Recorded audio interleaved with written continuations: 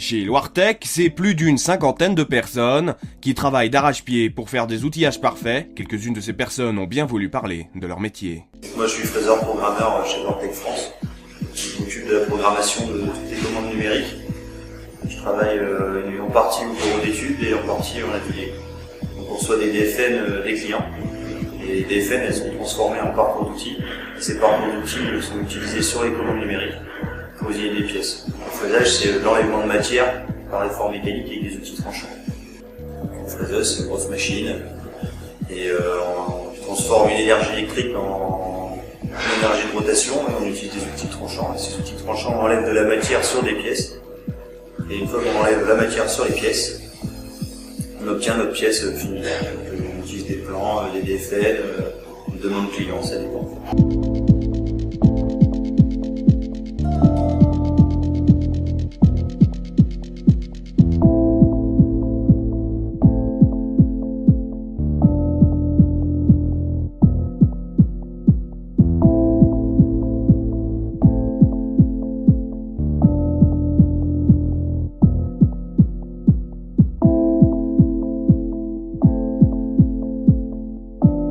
Donc, du coup, moi, la conception assistée par ordinateur, ça consiste à créer des pièces, des assemblages mécaniques.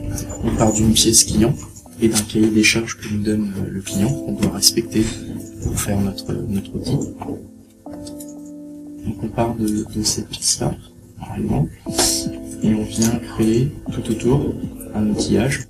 Après le dessin en 3D, faire des plans qui vont être utilisés ensuite pour la fabrication de ceci.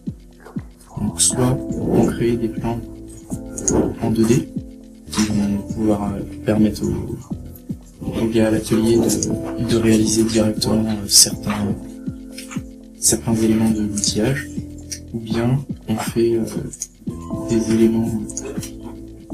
éléments 3D qu'on va pouvoir donner à la fabrication, qui puisse ensuite faire de la fabrication assistée par ordinateur dessus.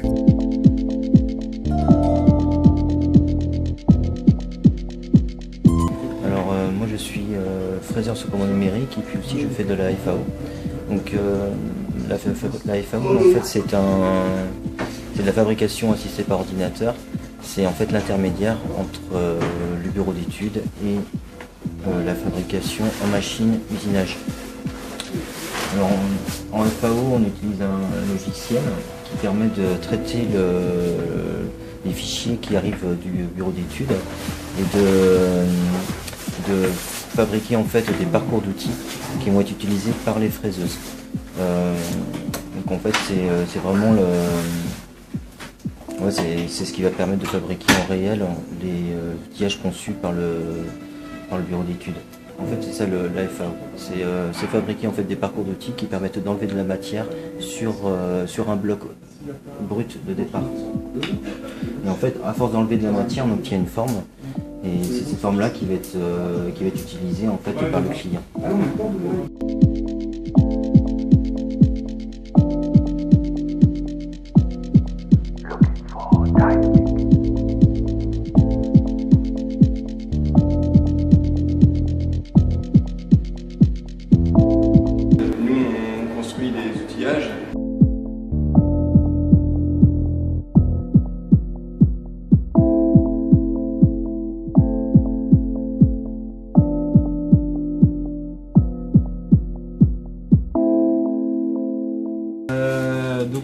Ici on est au service achat, achat approvisionnement, on est deux à faire ce métier. On achète tous les produits qui sont nécessaires à la fabrication des outillages et à la vie de l'entreprise en général. Ça peut aller des vis jusqu'aux structures en aluminium et toutes les matières qui sont utiles pour le fraisage, le montage, l'entretien de l'entreprise, le ménage. Tout ce qui sert à l'entreprise. On utilise notre logiciel pour acheter tous ces matériaux et tout ce matériel. Notre travail est d'avoir toujours zéro rupture d'achat et zéro problème dans la journée.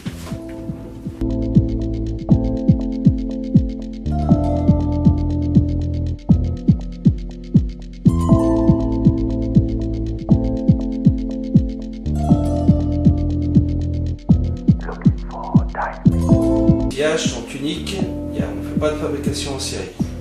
Donc à partir d'un cahier des charges de notre client, nous participons à la réalisation d'un outillage ou machine spéciale conçu par notre bureau d'études mécaniques. L'outillage est conçu virtuellement en 3D, donc on a la construction d'un outillage en 3D. Ça, c'est ce qu'on va faire valider par notre client. Une fois que le client a validé ça, eh ben, le concept va être validé. Donc nous, on va passer à la partie, en ce qui nous concerne, à la partie réalisation d'un schéma électrique. Ça va se transformer par une commande de matériel chez différents fournisseurs. Et une fois qu'on a reçu toute la liste du matériel, eh ben, on va un peu créer les coffrets électriques et on va câbler l'outillage.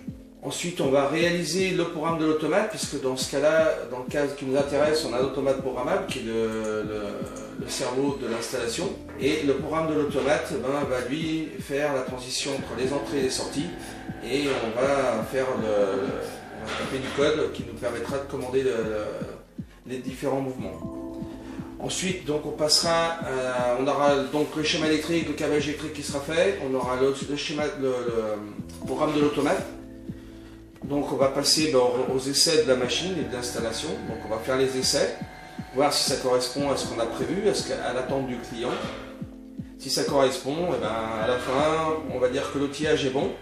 On va donc réaliser une documentation technique pour que le client et ses utilisateurs puissent se servir bien de la machine. Et puis au final, juste avant qu'ils partent, on prend des photos de l'outillage pour dire ben voilà, on a une trace de l'outillage, et puis si on veut en faire un qui s'y rapproche, ou si dans quelques années on veut savoir à quoi il ressemblait, en réalité ben on a toujours une trace.